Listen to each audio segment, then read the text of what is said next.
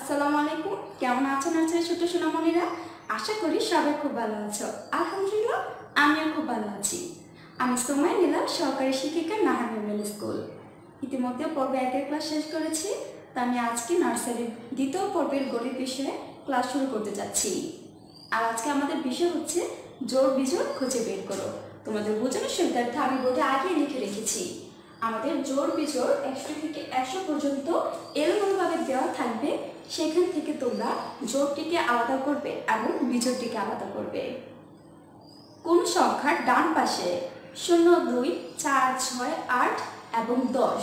আমি আবারও বলছি, কোন সংখ্যার ডান পাশে 0, 2, 4, 6, 8 থাকলে সংখ্যাটিকে বুঝে নিতে হবে সংখ্যাটি জোড়। আবার কোন সংখ্যার ডান পাশে 1, 3, 5, 7, 9 সংখ্যাটি থাকলে বুঝে নিতে হবে সংখ্যাটি বিজোড়। তোমরা যদি একটু লক্ষ্য করো, আমার বোর্ডে আছে প্রথমে 62, অর্থাৎ ডান পাশে আছে 2। সেক্ষেত্রে বুঝে নিতে হবে সংখ্যাটি জোড়। তাই আমরা সংখ্যাটিকে জোড়ে করে লিখব। আমাদের তার পরবর্তী সংখ্যাটি আছে 75 এবং ডান পাশে হচ্ছে 5, তাই সংখ্যাটি হবে বিজোড়। তাই আমরা বিজোড়ে করে লিখব। আমাদের তার পরবর্তী সংখ্যাটি হচ্ছে 86 এবং ডান পাশের সংখ্যাটি হচ্ছে 6, তাই সংখ্যাটি জোড়ের ঘরে বসবে।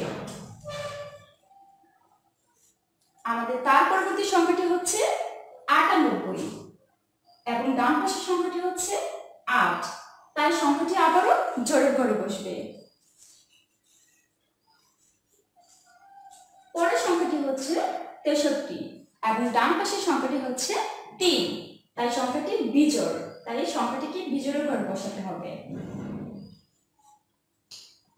তারপরের সংখ্যা হচ্ছে 71 এবং 1 হচ্ছে বিজোড়, তাই সংখ্যাটিকে বিজোড়ের ঘরে বসাবো। তারপরে আছে 87 এবং ডান পাশে আছে 7, তাই সংখ্যাটিকে আবারও বিজোড়ের ঘরে বসাতে হবে। এবং আমাদের সর্বশেষ আছে 100, অর্থাৎ ডান পাশের সংখ্যাটি হচ্ছে 0। কোন সংখ্যার 0, 2, 8, 4, 6 থাকলে সংখ্যাটিকে বুঝে নিতে হবে সংখ্যাটি জোড়। 100টি হচ্ছে জোড়। আশা করি সবাই খুব ভালোভাবে বুঝতে পেরেছো। বাসায় বসে বসে ভালোভাবে অনেক সময় ধরে পড়াশোনা করতে হবে।